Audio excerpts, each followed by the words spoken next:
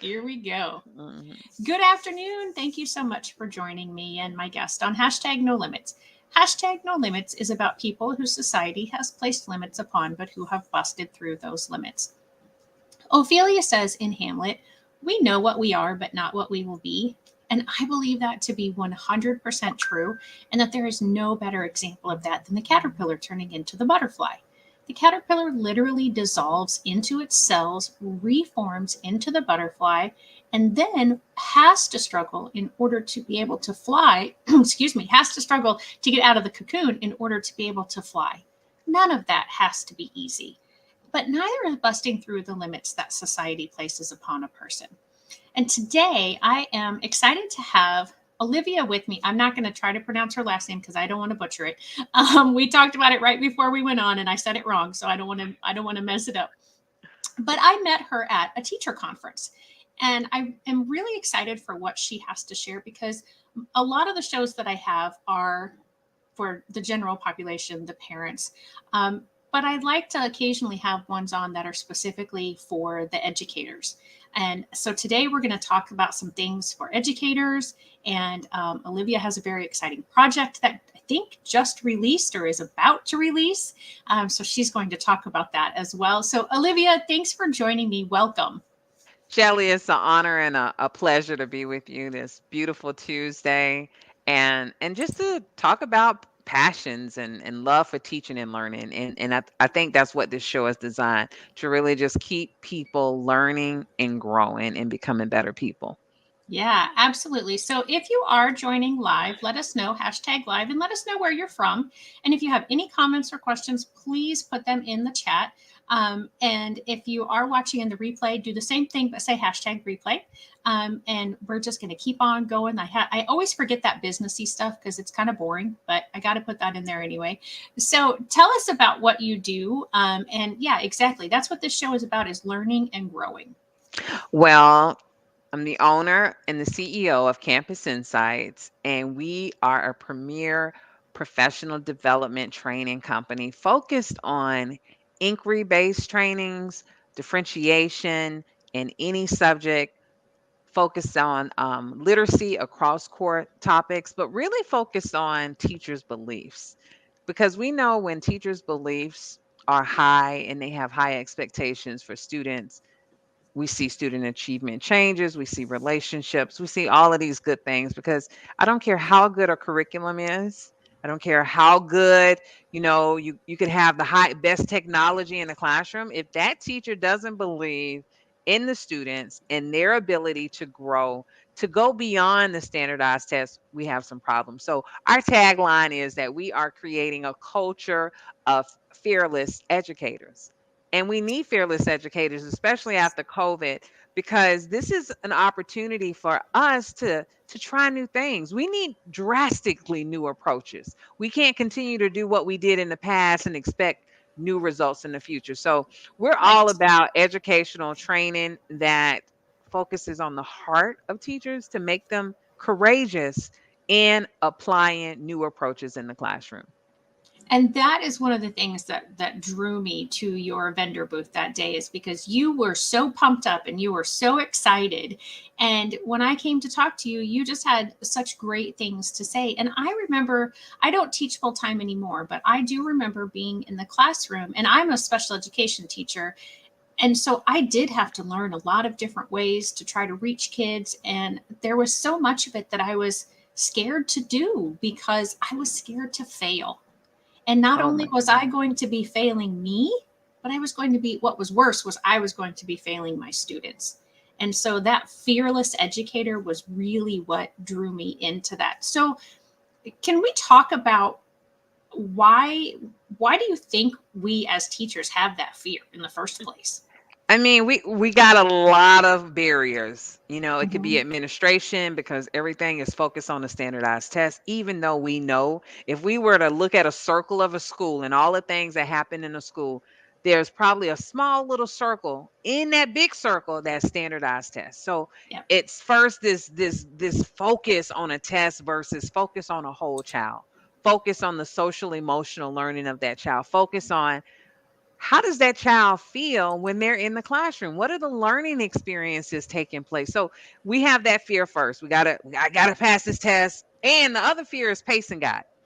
I've cried in trainings because teachers are so focused on a pacing guide and not focused on, are your students ready? Are they Right. ready to Right. progress versus, if I cover 60% of, I'm a math and a science teacher. If I cover 60% of my content and like we digging in it, I'm happy at the end of the year because I know that they have thinking ability versus I covered 90% of the content. I can pat myself on the back and I have nothing to show for it. So Right. we have this administration, depending on what the energy is there towards testing that we're afraid of. Second, we got this other idea of I got to get through the content because it's so much I have to cover, and when we have those meetings I'm being compared to other teachers and where they are versus where are the common assessments, where are the common formative assessments we're looking at, and we're making adjustments in our training in our teaching in order to reach kids. What are we talking about in terms of interventions? It's like MTSS is a myth in a lot of schools. Hmm. So we're scared of that process too because many of us haven't been trained in the MTSS process. We got a group of teachers hanging out at a school saying this is the process, this is all the paper. That's fear because no one's really taken me through the process. So Right. um Sheila, we can talk a little bit about and then at the end of the day, I feel that I'm already overwhelmed. I got 30 kids in front of me. I got a lesson. I got to produce lesson plans. I got to submit them to my team. That's all of this is stressful. And so when you Right. got all that stress on you already, what you want to do? Get your curriculum book out. A, B, C, D. One, two, three. I'm going to follow what's there. I'm not trying nothing new. I don't have time to add extra stress to myself. But at the end Right. of the day, you are stressing yourself because you're not happy. You don't like the way the learning is going on in the classroom. And you don't even feel like you're reaching your personal potential. Right. It's Yeah. like you over here struggling because it's like you want to do some stuff. No one, you don't have. You need an accountability partner. It's hard to find accountability partners. It's hard to find partners who want to go to conferences and learn Right. more and invest in themselves. It's like, Right. hey, Miss Odileke, all that you saying is real nice, but I'm tired. Right. I'm Yeah, very and tired. that's such, oh my gosh, the burnout at summertime. Like, people don't understand who aren't in education. And I'll be honest, I have many family members who were this way. My mom was one of them specifically, that she had that idea that, oh, teachers are off during the summertime. They're done at 3:30 or 4 o'clock in the afternoon, and they Life don't is have to do easy. stuff Life all is a right. breeze. Right. Yeah. And Mm-hmm. then I got into teaching, and she went, oh my gosh, like, I had no idea. And I was going to professional development over the summer. I was getting my classroom ready. I was reading IEPs because, again, I'm special education, so everybody that I have has an IEP. I was trying to figure out new curriculums because our school would change. I had K through 8 for my students. And so, maybe the kindergarten changed curriculum one year, and then sixth grade changed their math curriculum the next year. And then the third year, somebody else changed curriculum. And so I was always trying to learn all of that stuff, as well as trying to figure out, well, how am I going to differentiate all of this stuff? And so, yeah.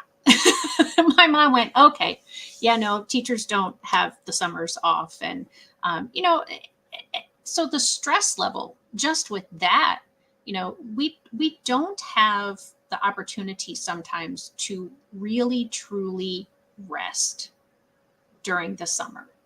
And which I'm actually a proponent of year-round school, but that doesn't mean that we don't still have a summer break. It's just Yeah, I taught at a year-round school for 2 years, and I really enjoyed it. Actually, we had about 4 weeks off in the summer, but mhm, we took 2 weeks.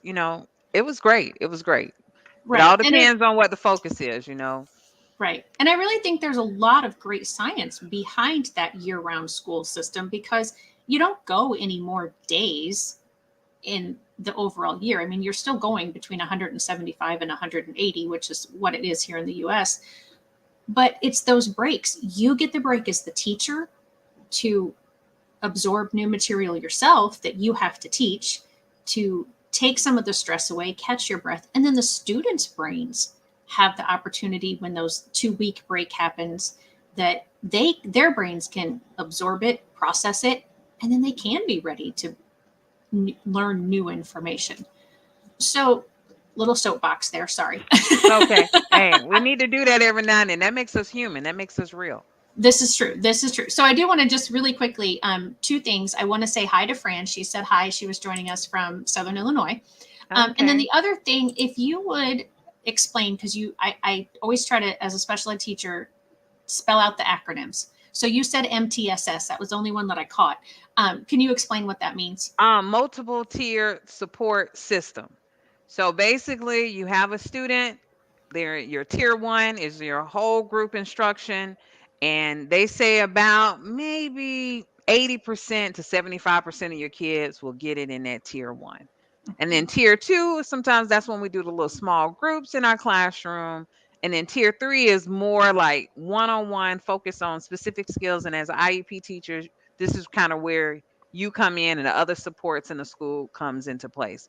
And so at the end of the day, though, you're supposed to be monitoring certain students on this MTSS level to determine if they need that tier three or if they need special services. And that's really what it's designed for. But the Mm-hmm. other thing it's designed for is to see, can we intervene with some very specific strategies so that this student doesn't need to go to special needs. Right. So can we identify the problem in the beginning? But a lot of teachers, again, this is not something they really teach in the education Right. courses. So Right. you come to school and then who has time to coach and mentor? I'm a real big proponent for on the job training where Right. you have somebody with you showing you certain things. And so at the end of the day, it's about some fundamentals. As a teacher, I gotta master some fundamental things. First thing I need to master is I just need to master the standards. No matter what curriculum I have, the standards are there. And Right. so if I analyze those standards and I pull concepts, not all the vocabulary, all the background, what is like a picture, what is something concrete I can put in my brain that these children can relate to.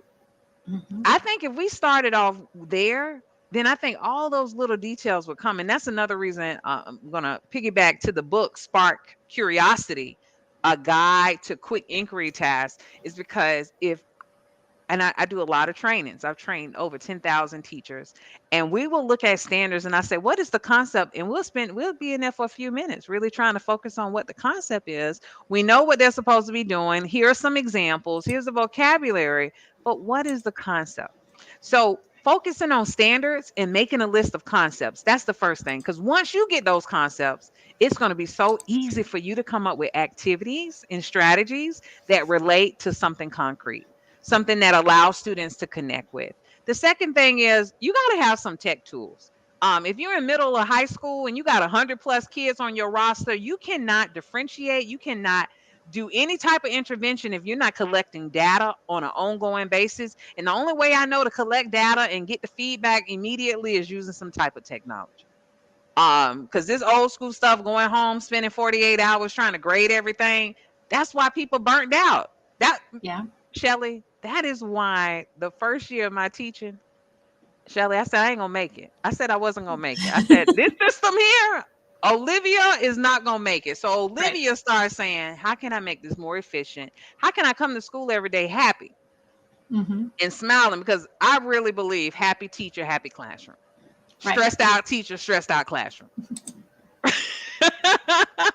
Right? You see it everywhere. Yeah. Antidepressant teacher, antidepressant classroom. Okay. Yep. Very So true. your Very your true. your mental health and how you feel. And then sometimes they give you a lot of stuff. They giving you all these things to do. You have to say in your brain, what can I do today? Don't Right. say I'm gonna do it because then that's stressing you too. So I used to have the 3 day 3 thing rule. Every day I do 3 things and then I feel good about myself. Do those Oh, three that's awesome. things. Yeah. One, two, three. Man, I did a lot. pat pat, because nobody patting you on the back as a teacher. This is true. Nobody celebrating teachers. Nobody coming down the street with some pom poms. Hey, go girl, you did it today. You So made it through the true. week. Like, I just feel like at the end of the week on a Friday, when those kids leave, there need to be like a 10-minute dance party in the hallways. Oh, We that's a need to good be idea. celebrating, like bringing our energy. We did this, high fiving, celebrate, because we keep talking about celebrating the students. Who's celebrating the teachers? We got to Amen. celebrate the teachers, because Yep. I got to come to this place knowing I feel good when I'm in this place. I feel Yes. supported when I'm in this place. And Shelly, I can be like you. I can go so many different places. So you gotta be like, hey, Olivia, come over here, Olivia. Hey, listen, hey, come back over here. But I was talking about these fundamentals. So I gotta have a technology tool. Um, I gotta know the concepts I'm teaching. I Right. might not know the new curriculum, but the curriculum is a supplement. It is not primary. The teacher is what brings a curriculum to life. And I think more teachers Beautiful. need to feel confident that they have the abilities to reach the kids, because when they designed that curriculum, because I used to work for a huge curriculum company, they use the same curriculum 50 states. Mm-hmm. They use the same curriculum 50 states. So you Mm-hmm. telling me all Mm-hmm. the kids in America, they the same? Right. No. You take a little bit from it, and what do? You add the interest of the kids in the classroom, and you think about those concepts, and then your life is going to be easier. And then the third part, once you got the technology, then you got to have some really strong effective practices. And I think every teacher needs at least 5 or 6 wax on toolbox practices that help engage their students. And we know discussion is real big. We know offering mini lessons is real big, because I don't really differentiate like in small groups. I offer mini lessons using the Okay. tech tool Nearpod. So I make mini lessons, and then I ask the kids, I give the kids a check for understanding. Once they take the check, I say, baby, how you feel? You feel like you need a review? You feel like you want to practice more, you feel like you want a challenge, and then they tell me what they want, and then they take a little mini lesson about 10 or 15 minutes, self-paced, so that they can get something on their level at their pace, and then we Mm-hmm. come and talk about it afterwards. But we're about having fun. I think we need more classrooms having fun, and I think if we can get some strategies that are fun, that the kids are into, versus just looking in this book and following the steps in the curriculum, that's what's killing us, though. I'm seriously. Yeah. That is what's killing the classroom. And then have some dance breaks. Kids love music. Have a Oh, 2 minute definitely. dance break. You went through something very rigorous. They just worked for you. What are you gonna give them? What are you Yeah. gonna give them? You gotta give them something. It's just like, the little doggy does some tricks for you. Well, you give the little doggy a little treat, right? And then the doggy Yep. do some more tricks for you. The same thing is for kids. I'm sorry, no matter what their age is, even when they're grown. I do virtual trainings, and we'll be in there, and I'll be like, high five to Jason, for being the first one to respond. And then someone else responds, and they be like, where my high five? Uh-huh. Oh, I didn't get my high five. Oh, I'm Yep. sorry. I'm sorry, Shelly. High five to her, Shelly. Let's throw it up in the Yeah, absolutely. Yeah. And it's funny that we can talk about these things, and I bet there'll be teachers watching this that will say, yeah, yeah, I know that. Yeah, that's great. Yeah, I do that. But I bet if we went and observed in their classroom, they would be surprised at how little they do what they think they're doing. And I have found this to be true when I do in person trainings, and I'll do what you just said, but I'll be intentional about not giving positive feedback to certain people, or I'll intentionally talk to someone ahead of time and say, hey, I'm going to give you some really poor feedback. And it's for like an experience. And I'll, because I don't know these people, I don't know who's going to be able to take a little bit of guff kind of, Yeah. and be okay with it. And so I will talk to them about that. And then I'll either, specifically give praise to some and then not give anything to others. And then I'll at the end start talking about, did you all notice the difference that this group of people I gave praise to, and they continued to answer questions and interact with And me, and persevere. and do all the things, but this group over here, like, they kind of gave up because I wasn't giving them praise. Or when I do that with a person and I'm really hard on them, I'll say, did you notice how like everybody stopped volunteering? Nobody came to that person's Energy change. defense. Your Right. energy. Wherever attention goes, energy goes. Energy Yeah. flows. Yep. And so, yeah, I mean, it's really interesting that until we experience ourselves a few times, and even as a refresher, because I'm sure I was that way when I taught full time, because we're human. We get Yeah. into ruts and we start doing things a certain way. And unfortunately, until somebody points it out to us, we don't necessarily catch it for ourselves.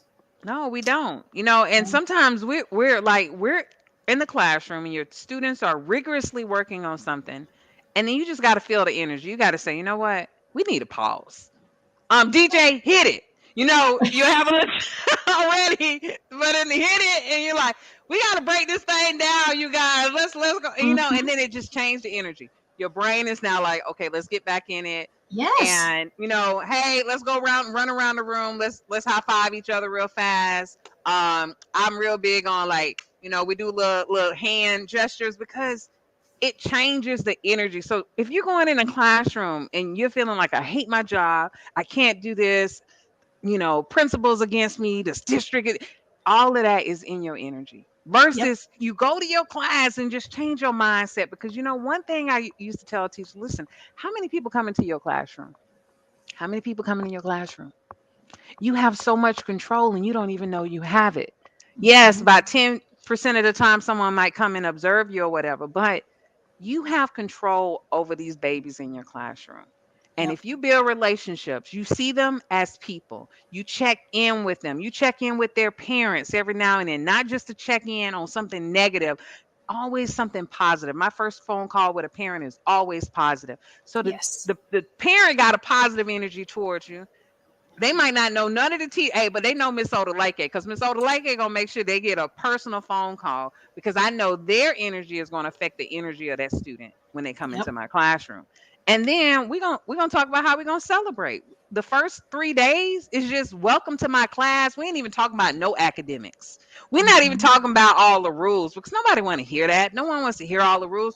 We want to know who you are first. Like, Shelly, who are you? What do you like to Right. eat? What do you like to Yep. do in the summer? What's your favorite app? What kind of games you playing? What's your favorite movie? What's the last movie made you cry? And you go around and you start talking student to student.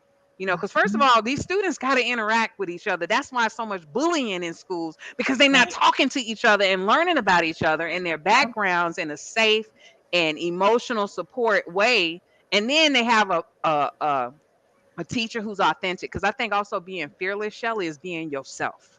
It's Yes. not you come to school and you become somebody else. No, you go into your swag. You go Yep. into your personality, because they're going to respect you more because they know you real. They Mhm. need real people around them. They don't need people who kissing butt. They don't need people who are just saying things because it looks like it's nice to say. Baby, you're not looking nice today. I need you to do this. I need them pants to be pulled up, because, baby, you go in places, and in places I want you to go, you gotta have your pants. We gotta talk to them like that, where we're speaking potential in them, and we have to Yes. see the diamond in them too. I think that's Yes. real hard, especially when you have kids who are really rough, and maybe they use profanity, maybe they have a bad track record, and they come to you, and you have this information about them, Mhm. versus looking at them as a new person, fresh slate. Every day we come to class, it's new energy. We can change, we can make adjustments, because it's just your behavior. We can change Right. your behavior. That's not who you are, though. I know you better than this. And Yes. and being positive and smiling, and this is my last little tip. Don't let them know you angry. Don't let them know they push your buttons. And one of the things the kids, they never knew when I was angry. I just be Yep. smiling. Oh, baby, that's what you want to do, baby. You sure you want to do that? Okay. And I be writing lists. I'm like, and then I'd be like, Jason, I need you to stay after class today. Or Jason, we gonna call mama at lunch. While you at lunch, you gonna come on over here we gonna call mama right now. See, we gotta get Mhm. that thing nipped in the bud, because when we yell at a whole class, first of all, the good kids in the class feel bad. Right. They feel like, what did I do? Why is she yelling at me? And we got so many Right. teachers yelling at kids. They Right. already used to that in their environment. We trying to show them learning is fun, learning is engaging. Why you yelling at them? Don't do it. You got to control your emotions. Because the minute they know they have control of you, is the minute you're a little pebble in their hand, and it's like you working at the prison. They got you. Right. The Right. prisoners there, they got you. They looking to Right. manipulate you. And at the end of the day, though, you feel better because you know what? You were the adult. They were the child. They threw a chair up. Baby, that's what you want to do. It's just like you just change the energy. But you, you're going down. It's like, Mm-hmm. and then the kids watching you and they're like, that's my teacher. That's who I'm supposed to respect. That lady right there or that man right there screaming and saying you're going Exactly. down. I just press a little call button. We have a little disturbance going on in room 147. I need somebody removed from my classroom. Or Yep. I say, look, kids, we need to go outside. We let this person tear up the room. That's their business. I don't know, but that's fearless because I'm Right. not afraid of no kid. You got teachers who are afraid of kids too, and they feel that energy too, like a dog. You walking on the street, a dog knows when you're afraid of it. Woo, woo, woo. But when you ain't afraid of it, you just walk and handle your bit. That dog might bark one time and then it stop. It's like, oh, that person ain't afraid of me. And it's Right. it's like we need a whole class on that. I can do a whole class on that. Yeah, absolutely. And it's one of the things that I remember a professor teaching me, and I tried to do this as much as possible. And it Yes. was called KISS. Keep it simple, stupid. That's exactly what it stood for. And it was, what you're talking about. Like, I had such a privilege as a special education teacher because I didn't have to do that. And I forget how you worded it, but get through the curriculum and get through so much of it at a certain time. Yes. I could slow down. I could, and I call that a privilege because I do think that so many of our gen ed teachers do have that pressure of, and they are getting that from their administration. You have to get through, like you said, 90% of the curriculum by the Yeah. time we do Uh-huh. standardized testing, because the Yeah. score on that standardized test has to show how great we are, because not only are you as a teacher being evaluated by that score, but we as a Mm-hmm. school are being evaluated by those scores. And if we want to keep our accreditation, and if we want to keep our funding, and if we want to keep our blue ribbon status, and if we Yada want to yada keep yada blah, blah, yada blah, yada. blah, Yes. it's all on that teeny tiny little circle that you mentioned in the really big circle. And so I've always been I've been a no limit. What was the show called again? I need to look back at that thing. No limit. hashtag no limits. Yeah, I'm a no limit soldier teacher. No limit soldier. So when I went to college, I saw this speaker, and he said, in life you're gonna come across a lot of things, and you're gonna have to figure out what's the truth and what's not the truth. Hmm. And one simple thing, I just still remember this analogy. And he used the analogy of you go to college, you go to the history class, and they say Christopher Columbus discovered America. He said you got to have two notebooks. He said have one notebook and you put Christopher Columbus discovered America. You write that down. Then you have another notebook on the other side say that's a lie. Christopher he like, be able to, put yourself in both words. So they tell me as a teacher, I got to get through. Here are all the standards, like 50 something standards for algebra 1. And I said, okay, I'm gonna cover the curriculum, Shelly. Don't worry. I wrote that in one notebook, and then the other notebook, I said that's a lie. I'm gonna make sure the kids get the content, but above all, get thinking ability. Think about Yes. things, because really these tests are thinking tests. They're not recall tests. They're not remember this test. They're, can you put this in a different scenario? Right. Versus, can you say, oh, you got all those questions right? There's 50 different algebra questions you just did, and I give you a scenario and you have no idea how to create an equation from the scenario. So Hmm. what have I really taught you?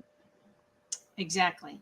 So you gotta have these two notebooks. You gotta know this is what they asking you to do, but your common sense has to come in someplace and say, this is what I'm gonna do, and I'm gonna make an impact on kids, and we're gonna learn, and learning is gonna be fun and engaging. And my children can take any test in this life and they're gonna do well on it. Because what I am teaching my children how to think. And that Hmm. is really the key to learning is thinking. But how do we get them to think? We got to make them curious. Right. And to me, sparking curiosity, piquing curiosity is the holy grail of teaching. And we're not spending enough time on that. Right. How are we making young people want to learn? Not Hmm. say you have to learn this, but how do I get them to want to learn this? And good teachers do those kind of things. They do those kind of things. So I'm Yeah. very So, passionate about what I do. That's why I'm doing this. That's why, I got a nice consulting team. We have about 10 other consultants on the team, and I'm hoping to grow this year, maybe even to 20 consultants, because we just have a different model and we have a different energy, and it's really about making professional development fun. Because Hmm. I always ask you, when the last time you went to a PD and you was laughing, and after you left the PD, you wanted to apply what you learned. Like, you felt empowered enough to say, you know what, I'm going to try this. I'm going to go Right. in my class this week. I just got an artifact. I just developed a product. I'm going to go try it out, and then have some support, have a accountability partner so you can collaborate with and say, how did you do on that? Because I Yeah. think really the key to trying new things is collaboration. And then if Hmm. you okay feeling to fail, you're gonna bring that energy in your class for your kids. Cause like my favorite quote in math was, mistakes make me better. And I remember Right. one time I was teaching something and I made a mistake. And the kids were like, Miss Odileke, that's not right. It's supposed to be this. And sometimes I did mistakes on purpose. Hmm. And then I was like, "Oh my goodness. I made that mistake. It's all right, Miss Oda, like mistakes make you better." I say, "Yes, darn, mistakes make me better." You know? So we need like little quotes like this around us too, to be like, and then when you try something and they know you're trying something new, you say, "Hey, listen, I just went to this conference. I did this course online. I decided I want to try this new strategy with you guys today. I might fail real bad, but listen, mistakes make us better. We learn from our failures. Failure is the tuition to success. You know, I got tons of those all day long. And then my kids, they just hitting it out, you know. People want to give up. What happens when you want to give up? Courage over fear, over courage, fear over courage. You know, we got these little sayings to help us, because we Hmm. need sayings. We need affirmation. I'm real big Yep. on affirmation, because Absolutely. sometimes, you know, you be in a hard place and you're like, this too shall pass. That's one of my favorite ones in school. Like, this school year shall pass. You know, this little boy that's driving me crazy. This too shall pass. It's gonna pass real Yep. soon. Don't worry, it's coming. Yep. Yeah. Yeah. I did a long-term sub position, and it was for seventh and eighth grade gen ed students, which, as I said, my background was in special ed. And as you were talking about earlier, never let them see you get angry.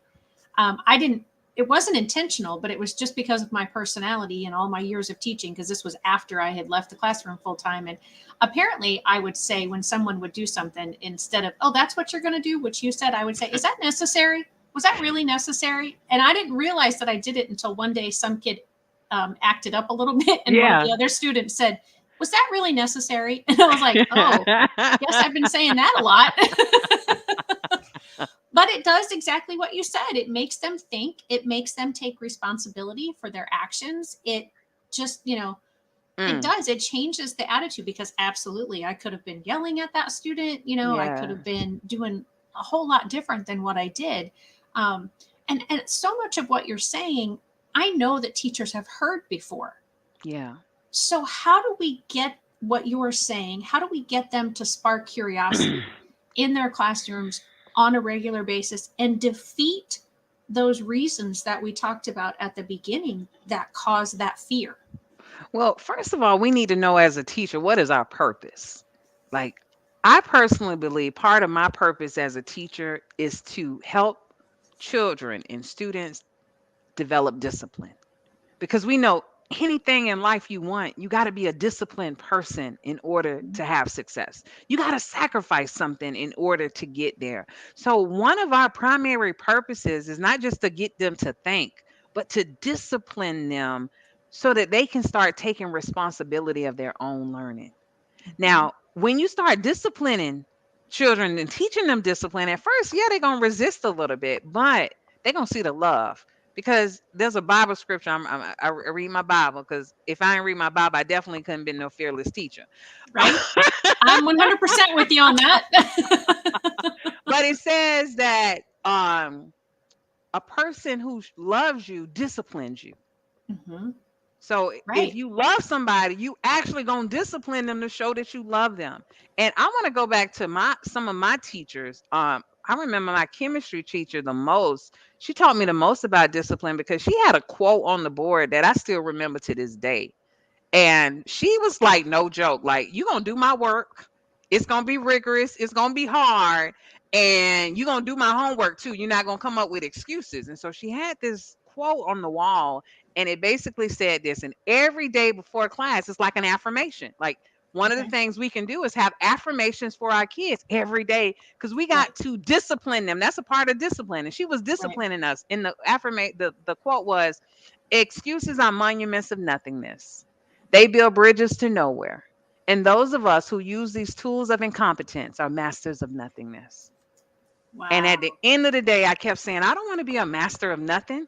I got to do this. It was like she was putting something in us that we didn't know we had in ourselves. So Yeah. that is like one of the first things is when you have your kids in front of you, are you just trying to get them to make a grade? Or are you looking at them as little kids who are fat, they're out of shape, and you gotta whip them into shape. Like that's one of your jobs is to, hey, Right. hey, wax on, wax off. We're gonna be here like the Karate Kid. We're gonna be like, here, Miss, I like it. It's hurt. I said, I know, baby, but just keep doing it, baby. Just keep doing it. It's coming. It's Yeah. coming. The work is coming. And that's Yep. what we have to be too. We have to be thinking about those things. The second thing is we have to network with positive, like-minded teachers. If you're going Mhm. to the break room and the break room is all about what's wrong and wah, wah, wah, wah, wah, wah, that's going to affect your energy. You Yes, got to ma'am. connect with people. And if you're not able to connect with someone in your school, connect with someone on Twitter.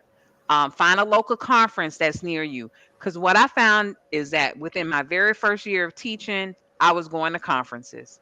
I was seeing other teachers be fearless and trying new things. I was like, oh, they tried that. I'm gonna go and I'm gonna try it because they already Mhm. had some success. So when you see somebody having success, then you can also do it. And then also look at your classroom as action research.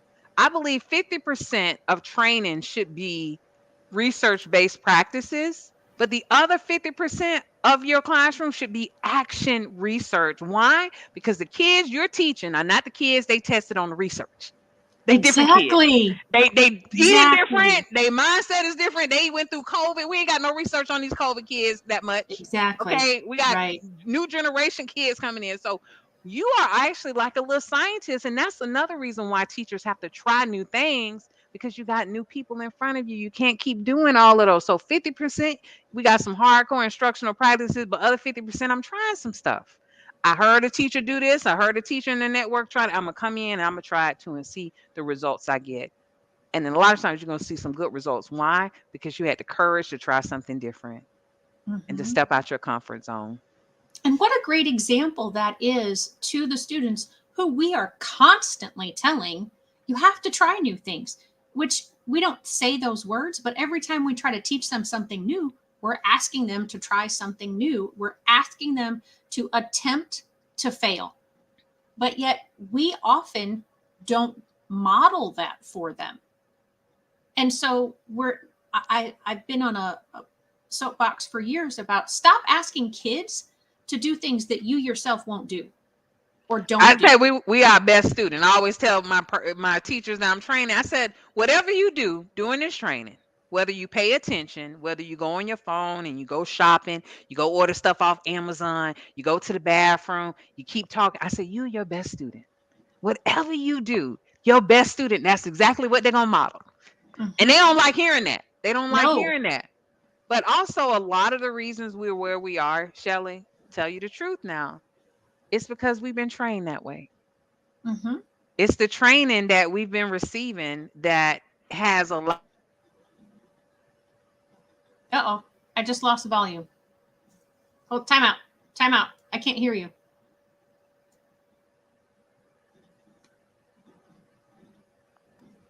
Okay, is that better? Yes, now I can hear you. All right. The training that we've received, we, because the thing about it is, we went to school for teaching. Mm-hmm. We weren't really trained on high student engagement. We were lectured to. We were, and then we have PDs that feel like we're forced, it's forced on us. We don't have a lot of choice in it. And the same thing in the classroom, when students don't have a choice, they don't feel like they have a voice. And when they don't Mm-hmm. feel like they have a voice, they do the bare minimum. So our professional development has to model, has to be more of the model of what we want in the classroom because we haven't really been trained. And that's Right. really what it is. And at the end of the day, I'm just gonna keep doing what I'm comfortable with. I don't Right. know how to do that other stuff. And then when I do get trained, it's too much. It's too much research. It's too much. These people have Mhm. not taken the time to know your kids and how your school and your culture is, because that affects your teaching methods too. That affects how Right. you reach the kids, knowing their backgrounds, knowing what they're dealing with in their communities, in their neighborhoods. So that's why I say it's the action research is 50%, because you got to go observe, you got to go write your notes, and you got to figure out ways to connect that curriculum to their life, to their Right. situation. So going back to that PD, and that's another reason why I started this business of professional development, is because I love to learn. I love to learn. I was like reading a book like once a week. I was always trying to, man, there's so many books I got over here and so many trainings I do while I'm training. I'm going to a training because I Right. love learning and pushing myself and like looking ways to innovate, you know. So a teacher got to have a desire too to be like, well, if I'm not getting the professional development that I need to go find it. I need to Right. go look for it in different avenues. And then so many people doing so many amazing things. And we have the internet. You know, 20 years ago, we ain't had the internet like this. Right. You know, it's like, dude, what's your excuse? Hey, kids cussing you out in class. Okay, Google how to stop kids cussing me. Mhm. You Google it, Exactly. and then somebody give you some tips on how to deal with that, and then you go back in, apply, and you say, hey, thank you, Olivia, that worked for me. I appreciate you. Right. So I'm just hoping that we can change this PD thing, because if you want different results, you got to do things differently. People should be partying at PDs. They should be celebrating. There should be high energy. There should be high expectations. There should be people like, well, we can't make them do that because it's not in the contract. We can't, all of that is limitations too, right? I'm Right. like, what are you talking about as a contract? Why don't we focus on doing what's best for kids? Why we got to be doing all of this other foolishness that don't make no kind of sense to me? That's why I could never be no union person either. Praise you, union people. I know we got to have our rights and we got to do all this stuff, but are we really thinking about kids at the end of the day and what is best for kids too? So Right. I Yeah. just try to think about what's best for them. I try to think about how do I learn, and if the PD is not where it needs to be, hey, can we bring this person in? Can we bring Campus Insights in to show us a different way so that we can start reimagining how learning can possibly look? Because everything is about a feeling. Learning is a feeling. It's a feeling. When you're in a classroom, you feel a certain way, you feel connected to your teacher, you feel connected to your students, you're going to learn, you're going to grow, you're going to achieve. Same thing. If you go to a PD with a bunch of teachers and if that facilitator in the first 15, 20 minutes has you making connections with the group, you're connected to that person, you feel like person's real authentic and really has your best interest, you're going to feel a whole different experience and you're going to learn some. Why? Because your inhibitions is down, you feel safe, and you feel ready to explore. And that's really what we got to do. We got to make people feel safe. We got to make people feel like, I care about you. I want you to be here. I see something in you that other people don't see in you. And when you start feeling that, and you got to feel it for them, because they don't know how to feel it at first. Right. You gotta have so much inside of you that you're giving it to them. Then you start seeing some transformations and people start growing. And they like, is it that strategy? Is that research-based strategy? Yeah, yeah, it's that research. It's called relationships. It's called Yes. rigor. It's called relevance. It's called my 3 R's: relationships, rigor, and relevance. If you do those 3 things, children will learn. They'll be there. That's it. Yeah. And I didn't get opportunity like this to talk to you at the conference because we both had Yes. tables and we both had people coming up to them. But as you and I are talking today, I'm sure I've been doing this because so much of what you are saying, me nodding my head, is I say very similar, if not the identical words when I'm doing presentations, when I'm talking to teachers, I'm an education consultant, when I go into these meetings and I talk to families and the teachers and the staff at the schools, you know, it's huge. Like I always say, I do a behavior training, and I always will have a slide up there. I'm like, what is the key to behaviors? And then I pull it away, and it's me and a child smiling, and it's like it's that relationship. And Mm-hmm. you talked about that at the beginning, like at the beginning of your school year. You don't talk about rules. You don't talk about curriculum. You I'm get talking to about know them. the kids. And when I say that, I get a lot of teachers give me immediate pushback. I don't have time to make a relationship. I've got all this curriculum to get through. Yeah. Pray on that. How that's working for you? You figured that one out yet? You figured that one out yet? Is it working for you? Good. Yeah. Yeah. That sounds good. That sounds good. But that's just like a principal having teachers and they never have one-on-ones with their teacher and staff except to go in and evaluate them. Right. So you're modeling the same thing to your teachers Yeah. versus administration has to model also.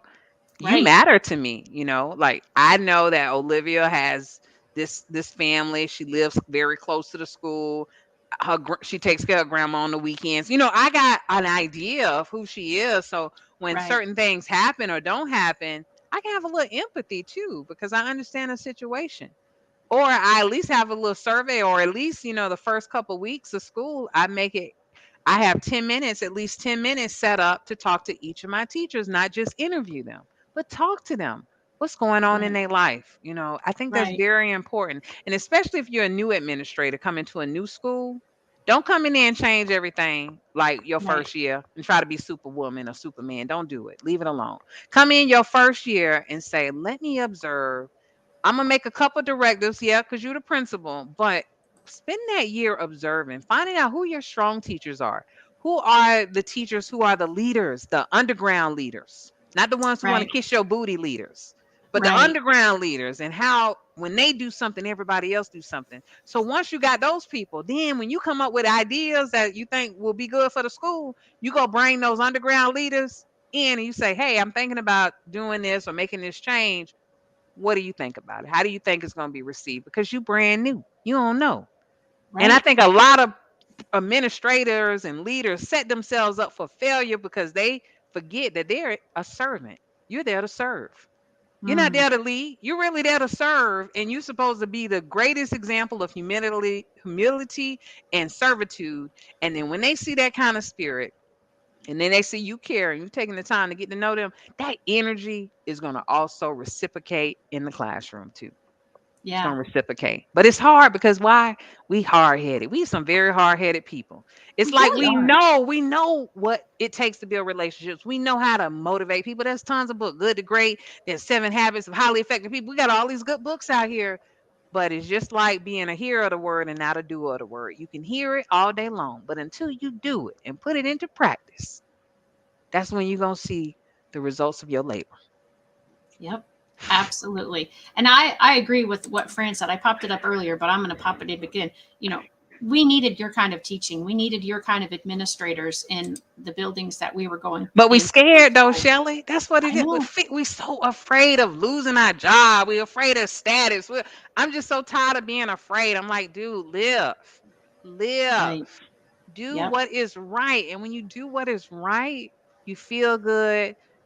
The people around you feel good. They are attracted to you because this person, they got a justice about them. They got a love about them because I love people, Shelly. Really, at the end of the day, I love Mhm. people and I love learning. And I said I get to bring both of those two worlds together and help shed some light because we have not been trained how to do that. Because of Right. many of us, we've gone through school, we've taken courses that they made us take. They said, you got to Mhm. take this course to get this degree, Mhm. right? So when I graduated from my university, I said to myself, it's time to start going to the Olivia University. It's Okay. time for me to put in the knowledge and the books and the people that are going to make me a better person. So we got to get from this. Okay, they've been telling you what to do. Now you got to really start getting into the love of what you want to do and developing your own curriculum for your own self worth and your own growth. And when you do that, you won't be afraid of nobody no more because you'll know your worth. And we don't know our worth because other people have dictated to us our worth by Yep. telling us what we got to do something. And when at some point do we decide what we want to do and how do Right. we want to do it? We got to educate ourselves in order to do that. So that love and learning, they got to go together. They got to go together. Absolutely. Absolutely. Well, don't want to get out of here without you talking about your website and the book and how people can find you. Do you want me to pull up the website, or I've got Oh, the yeah, you link? can definitely pull it up so they can take a Okay. look at some of our services and some of our team members and all of our workshops that we currently offer are there. We have about 30 different courses that we currently offer. Okay. One is also just about teacher efficacy and how do we Okay. build collective teacher efficacy? Because one of the things that happens is people come in, right, and they evaluate us, right? and then they Mm-hmm. write our name down and say, "You're doing this wrong. You're doing this wrong. You're doing this wrong." Right? Mm-hmm. Well, we come in and we do learning walks. In our learning walks, we don't look at names. We just look at a grade level and we look at a subject. And then we Okay. look for certain things and then we highlight what is being done positively in the classroom. And then the professional development is why we're there. So we ain't got to Right. talk about what you need to work on because that's why we're there. So you Right. focus on what's going on good and then you don't put names on it. You focus on strategies, and then what happens is collectively people start wanting to work together versus feeling like you pointing the finger at me again. Nobody wants Right. the finger pointed at them, and we got to stop that too. And that also creates fear because I Right. feel like I'm going to be singled out as a person that's not doing the right thing, right? And then we go Right. through that whole shenanigans. So we need to really change how we do some of our informal evaluations to focus on groups and collectively what are we doing collectively, because we know that Daniel Hattie, he said that collective teacher efficacy was like the biggest impact on student achievement when everybody believes that we're responsible for the learning. So Yeah. and these are our workshops. These are our current professional development offerings that we offer. We like to come in first up to 3 hours because we want to build a relationship. We want to create this spirit of achievement. And then from there, school districts could decide to do a self pace. It's almost the same content, but we add some more research articles and then we add an artifact where they have to develop or make a video or do something with the knowledge and get some expert feedback on it. Oh, that's awesome. Because, yeah, so often I think part of the fear of taking that information from a conference and then going back is you don't have anybody to support you. So you really No. don't know, well, if I want to tweak it for my specific classroom, well, what would be a good way to do that? You have to try to figure that out on your own. And I know a lot of people, and I was guilty of this a few times myself. I'm like, yeah, well, that sounded really great, but how am I going to make that work in my setting, in my classroom? Hey, Miss Shelley, say that one again. Say it one more time, baby. Say it one more time. How am I going to do this? That is the biggest question Hmm. teachers have after PD. That was really nice. That session on differentiate, I don't see myself doing none of that. Right. And I do, and we have a powerful differentiation. I talked about the mini lessons, but Hmm. we do the mini lessons only twice a week. And from middle and high school, I showed them how to do it twice a week, Tuesday, Thursday. You taught them some content Monday. Tuesday comes, they take a little check. Then after they do the little check, we do a little mini lesson. We break it down and then students first of all feel funny because first of all, this is their first time in life where a teacher is offering them a choice. Right. Everybody's not doing the same thing. We're doing, and then they know Tuesday, Thursday, that's DI day. That's the day we're going to differentiate, and then we're going to talk a little bit about what we did. And I also like that time to be work with a partner time. Hmm. Somebody else that's on your level. So we're building partnerships, so the energy just changes. So with that differentiation one, and using Nearpod, because on my website too, I wrote a book. It's called Beginner's Guide to Nearpod, a tool for transforming learning. And the other book, Spark Curiosity, I wish I could show that because I literally am waiting on the proof to come in for that one. It's on my Okay. other screen, but I don't know if I can share screens here. But You can. Yeah. oh, I can. Okay, Yep. is it, oh, Yep. Down at the present? bottom. Okay, I Yeah. see I'll present button. stop Let me sharing just show and you that for a can. second. Yep. Let me It'll share pop my up other on me screen. first, Okay, and then I'll put okay, it up into the stream. And for okay. anyone who is just listening to this, I do want to go over the website address. It's Campus, Kampus dash insights dash inc dot ueniweb.com.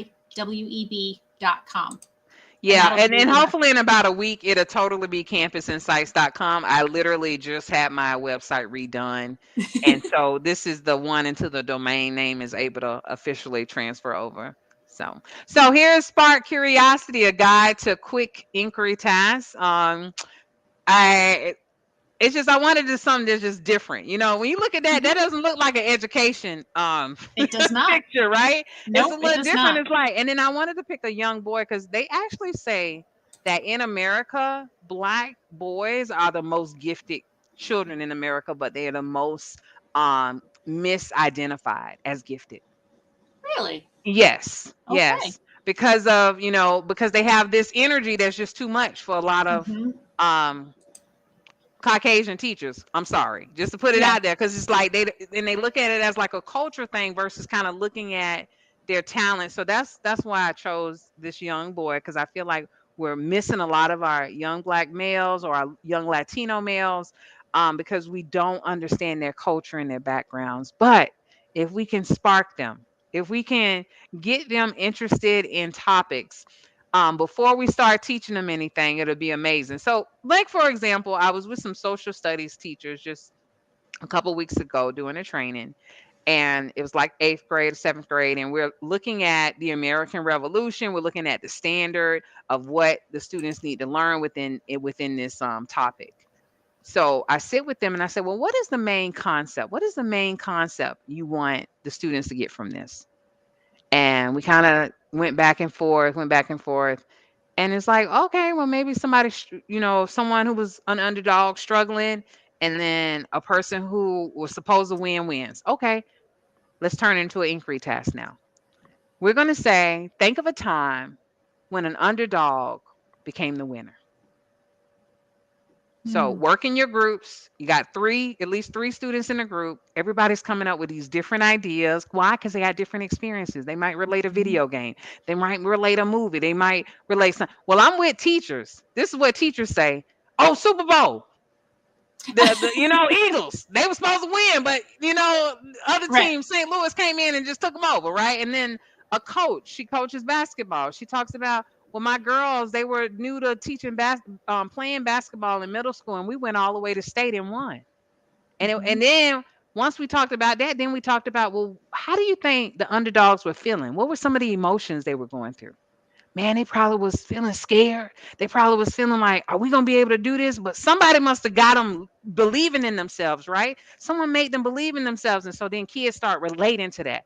Oh, I was watching this movie and I was believing this and this. These children now are feeling connected to the American Revolution. They don't even know we about to connect them to the American Revolution, because I haven't talked about American Revolution yet. Right. But now we understand the concept and the energy and the feelings and the emotions. And Yep. then, okay, we make the little summary. So an underdog often needs to believe in themselves more so than the people who think they should win. So we get a little summary statement. Everybody write the summary statement down. That's our concept that we have. Okay, we're going to talk about the American Revolution today, and we're going to focus on this learning objective. How did the Americans win this? Da, da, da. Now we're making a connection. Now people energy. Oh, they're a little more interested in it. Yeah. They might even want to go home and find out about it, because they're like, "How you did that, Olivia?" I said, "We can do it every day. You just got to rethink how you learn. You got to rethink what is going to make it relevant, and how can we connect concrete concepts to what students are learning so they remember and retain." So Yeah. that's really what Spark Curiosity is about. It's about getting little simple little tasks, getting them to talk about it, coming up with a little summary that gets them motivated to want to learn more. That's awesome. That sounds absolutely amazing. And I can't wait for all the teachers. I wish every teacher could get it because Oh, well, I I'm really, hoping so too. It's part of our training. We got a training on social studies, math, ELA, with how to the learning experience, and every teacher who takes that course will also get a copy of Spark Curiosity that officially be out on the 31st of this month. And they can perfect. go to Amazon, they can get it. It'll be a Kindle, and it'll probably be about 2 or 3 weeks before it's available on Audible, but it will also be available on Audible. I have to get mine out on Audible. My book has been out now for 2.5 years, and I still don't have it in Audible version. And I still Yeah. have people telling me I don't have time to read, but I'll listen. Put it Exactly. on I'm Audible. one of those people now. I mean, I travel a lot now. Audible, I got like 3 books on Audible, and I'm always, when I'm on the plane, that's when I'm listening to it. So, girl, get it on Audible. I know, I know. Definitely. I got to get it done. Well, Olivia, this has just been such a pleasure. And I mean, your energy throughout the entire show has been fantastic. And so, if you have been listening or you have watched this, be sure if you have enjoyed Olivia's energy that you reach out to her and you reach out to your administration, or if you are the administrator, that you reach out yourself and say, we want you to come in and work with our staff because we want our kids to be as excited as you are with their learning, and we want our teachers to be as excited as you are about their teaching. So I so appreciate you being here. Fran also says thank you. Thank you, Oh, Fran, thank for you, joining friend, us for today. joining us. Yes. Very much appreciate your comments and you being with us. It's Anything been a else? Maybe. pleasure. It has been a pleasure. And all I can say is get you someone who believes in you and who Mm. believes in change.